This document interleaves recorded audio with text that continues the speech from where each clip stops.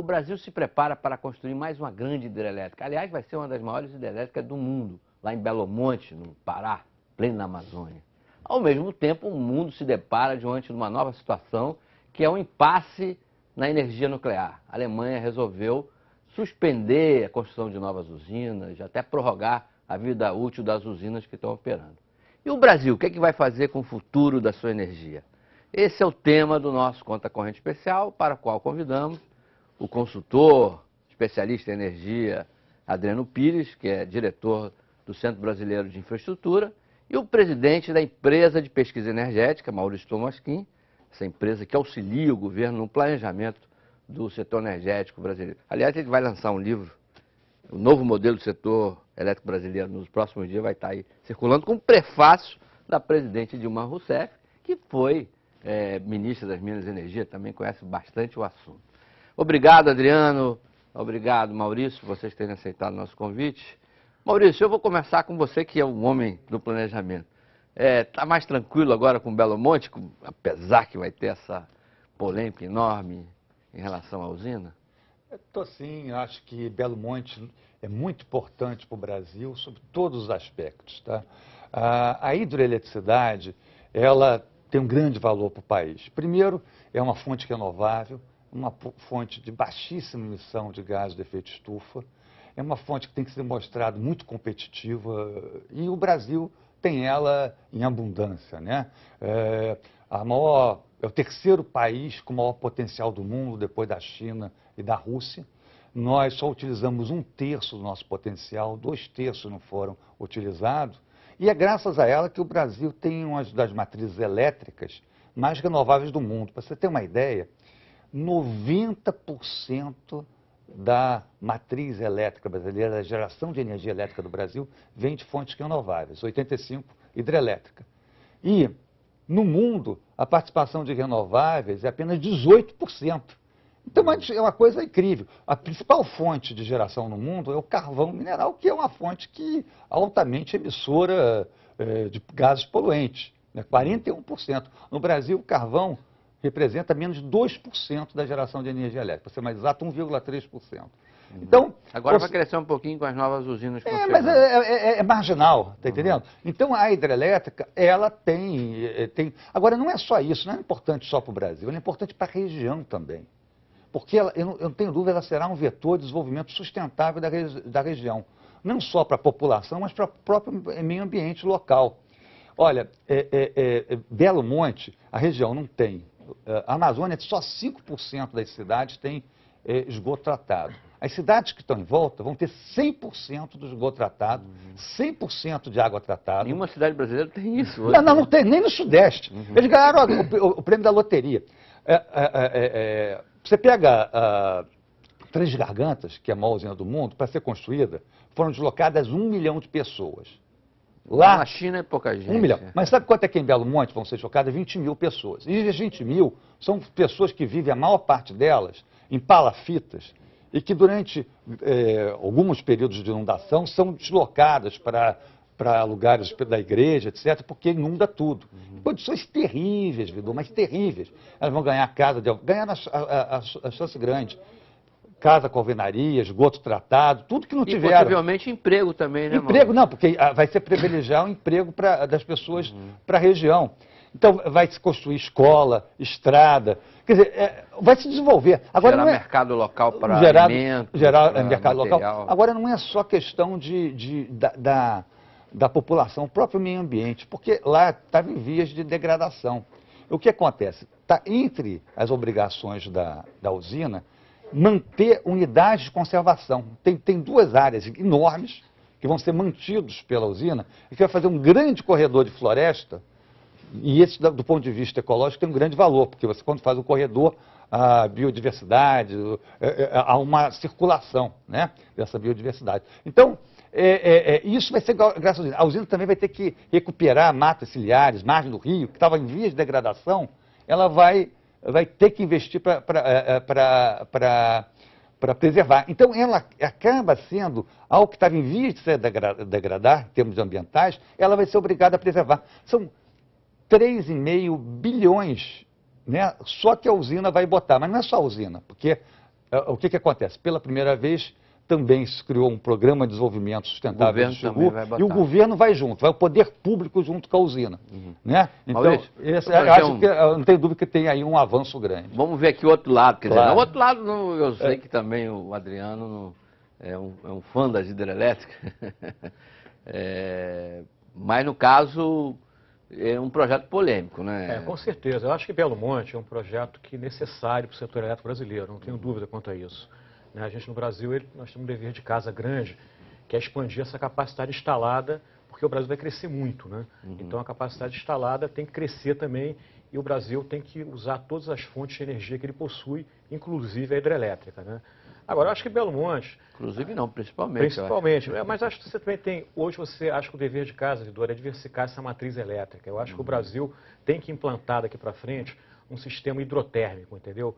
Porque eu acho que o gás natural vai ser muito importante, por exemplo, porque essas hidrelétricas do tipo Belo Monte são as chamadas hidrelétricas a fio d'água. Então você não vai ter mais aqueles grandes reservatórios onde você pode fazer reservas de água, aquele planejamento plurianual. Então você vai ter que ter alguma fonte, na minha opinião, térmica, para firmar essa energia, para você não ter problemas de oferta no futuro.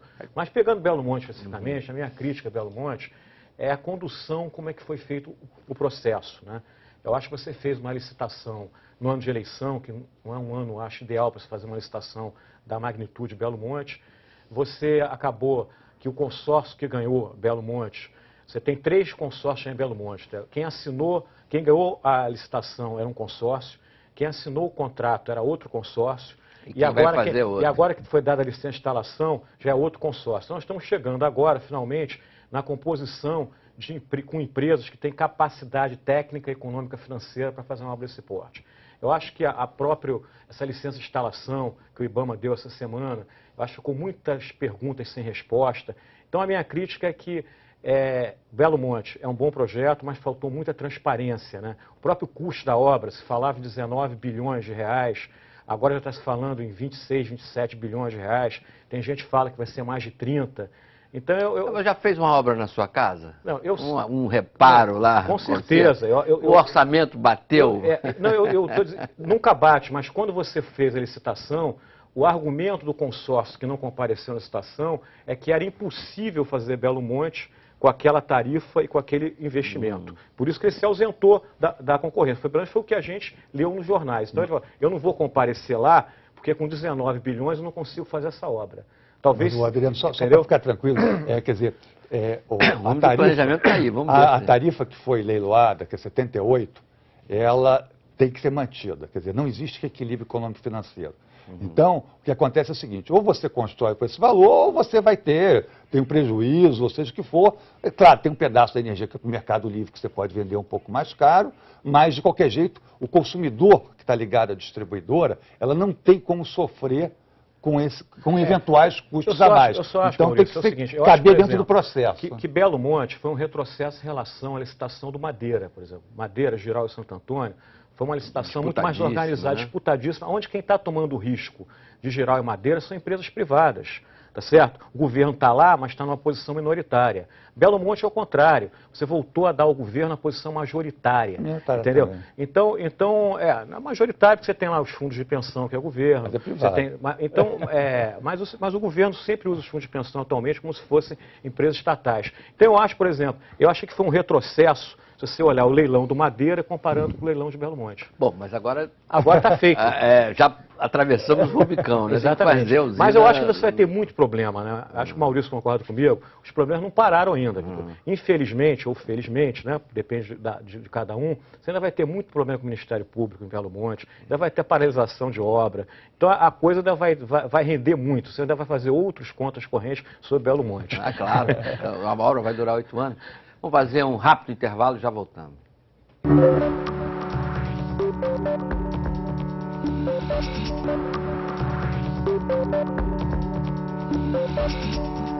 Bom, a gente estava aqui num debate quentíssimo sobre Belo Monte, mas o setor energético não se limita à área hidrelétrica. Eu queria colocar para vocês a discussão sobre a energia nuclear. Quer dizer, tivemos esse trágico acidente de Fukushima lá no Japão, foi terrível.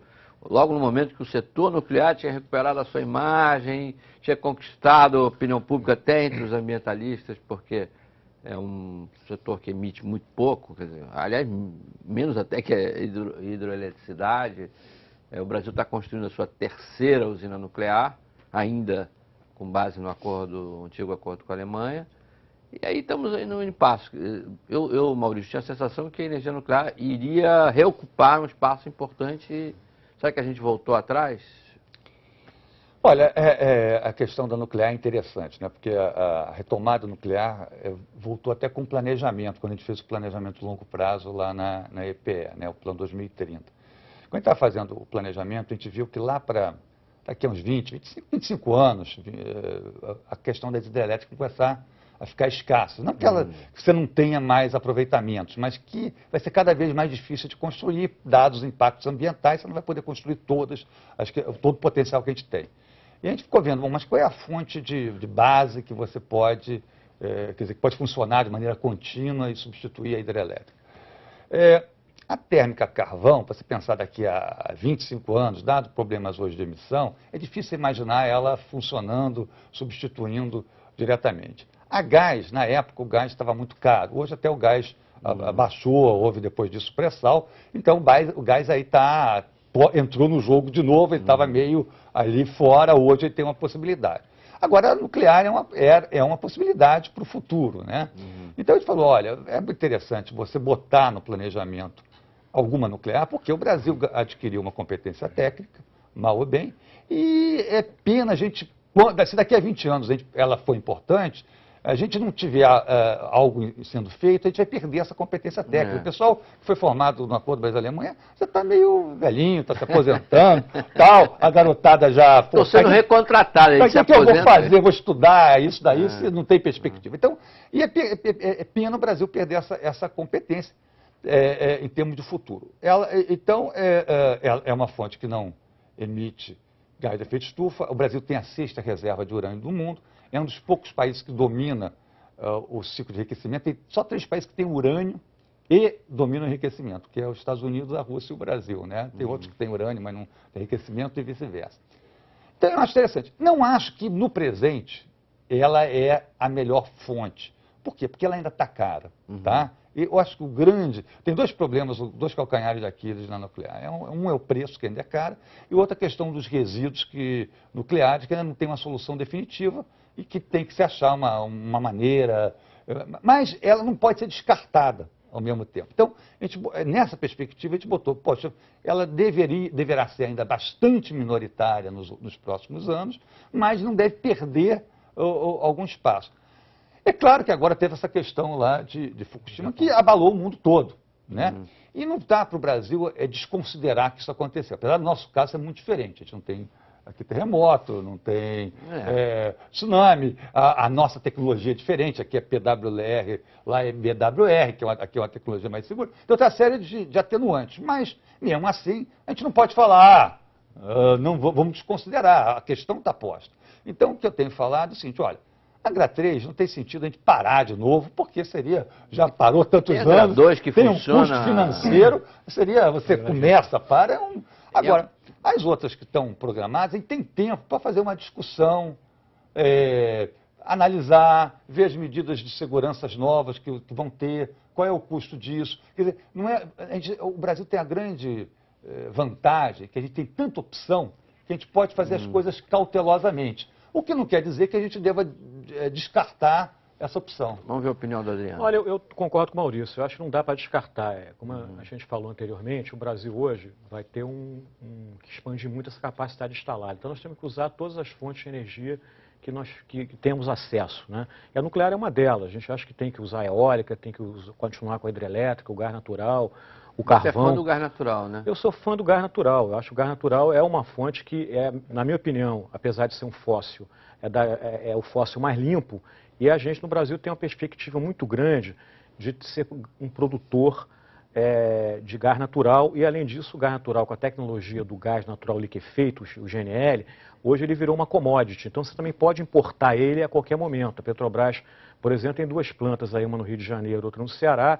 Já anunciou que vai fazer uma terceira na Bahia. Isso vira um buffer se você precisar gerar energia elétrica com gás. Agora, O nuclear, para mim, também é importante. Eu acho que esse que aconteceu no Japão apenas adiou um pouco mais a entrada nuclear nas matrizes elétricas, mas ele vai continuar sendo. Quando eu vejo a Alemanha, que você colocou, anunciando que não vai mais construir nuclear, que vai, Não vai nem inclusive, prorrogar a vida útil nem das vai prorrogar a atuais, né? vida útil, a França agradece, porque ela já é exportadora de energia e vai ser mais ainda, né? Porque é uma ilusão a gente achar que com eólica, com biomassa, com solar, você vai resolver o problema de oferta de energia elétrica, né? Não quero dizer que não são importantes essas fontes, elas são importantes, mas elas não são suficientes para atender uma demanda crescente. E o mundo, né, Vidor, a gente tem que entender que o consumo de energia só vai crescer no mundo, não é no Brasil, não. O consumo de energia vai crescer sempre, tá? Então, qual é o desafio?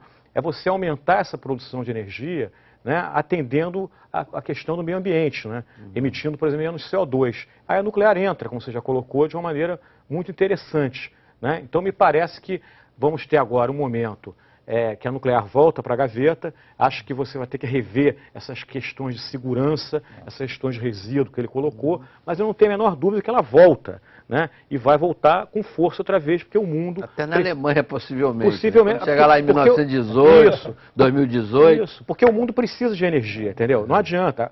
Evidentemente que a gente também acha que tem que se consumir cada vez mais energia de maneira racional, né? Eu acho, por exemplo, o governo brasileiro ele deveria investir mais, na minha opinião, em campanhas de conservação do uso racional. Porque ao economizar energia, aí não tem risco ambiental e é barato, né? Então, eu acho que esse programa de uso racional ele deveria crescer mais o volume de propaganda, né? Eu até brinco que em alguma novela deveria se colocar um personagem, em vez de dono de um banco, né, o dono de uma empresa que usa racionalmente energia, né, para fazer aquela merchandising de um assunto que é extremamente importante, né? Então, eu acho que, nesse sentido, o nuclear, né, tem lugar e terá lugar sempre. Agora, Tomassinho, a gente vê, por exemplo, vão surgindo com o tempo mudanças. Agora tem a queima do lixo, né? Que pode gerar energia elétrica nos grandes centros urbanos, enfim. Será que não vamos ter novidades? Olha, as novidades já estão acontecendo, tá? Eu acho que, claro, eu concordo com a Adriana, vai tender uma diversificação maior da matriz e eu acho que nessa diversificação, eu não tenho dúvida que, por exemplo, a eólica está ganhando um grande espaço, né? No mundo todo e no Brasil, né? No Brasil, a gente tem um grande potencial mapeado, oficial,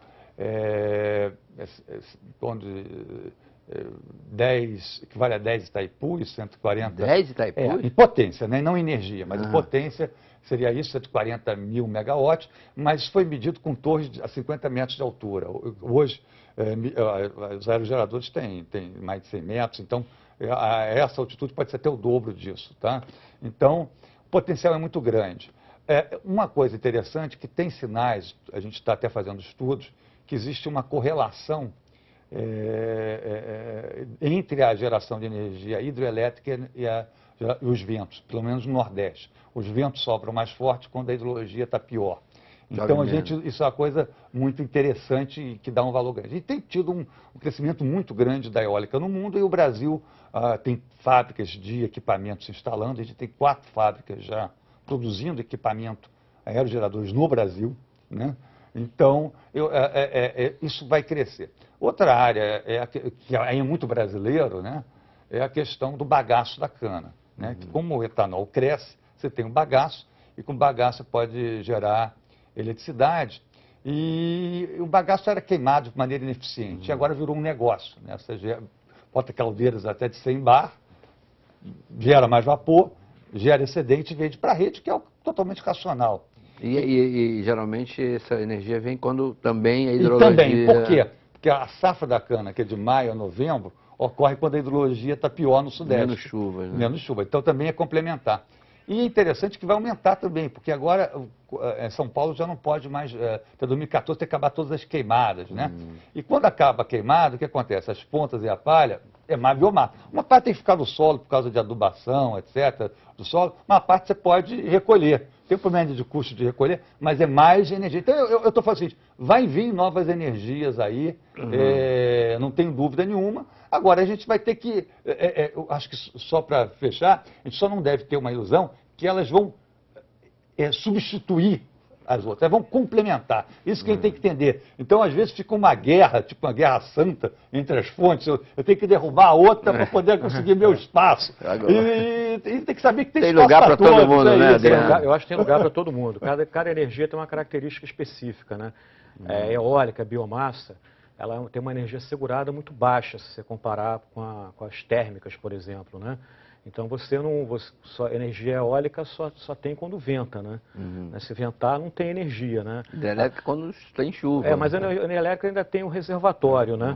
A biomassa, o bagaço de cana também. Você tem muito bagaço na época da safra, né? Mas depois você não tem tanto bagaço assim para gerar energia. Então ela é importante. Agora é uma energia que não assegura tanto como uma térmica, né? Como o carvão, como o gás natural. Por isso que o Maurício tem razão que são energias complementares, elas não são substitutas, né?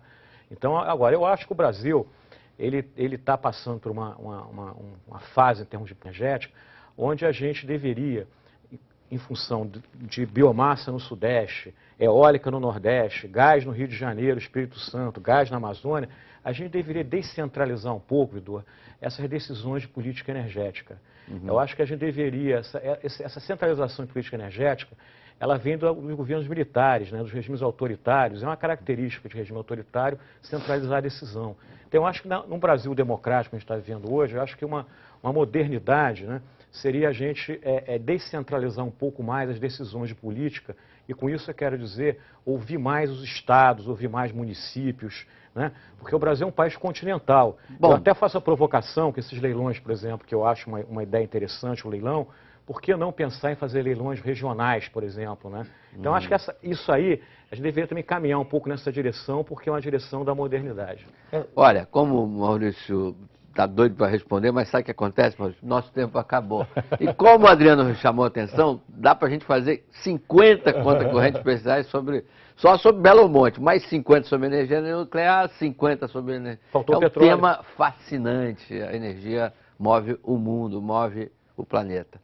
Dois especialistas aqui, nós conversamos com pesquisadores de energia, conhecem profundamente, então a opinião de cada um aqui tem um valor. Maurício, já mostrei o livro, vou mostrar de novo, sobre o novo modelo do setor elétrico brasileiro, com prefácio de Dilma Rousseff, já presidente. Adriano Pires, presidente do Centro Brasileiro de Estudos da Infraestrutura. Maurício Tomaschi, diretor, promovi você, presidente da empresa de pesquisa energética, que assessora o governo nesse assunto. Foi um tema, acho que todo mundo gostou, quem nos assistiu. Muito obrigado aos dois, muito obrigado pessoalmente a vocês que nos assistiram.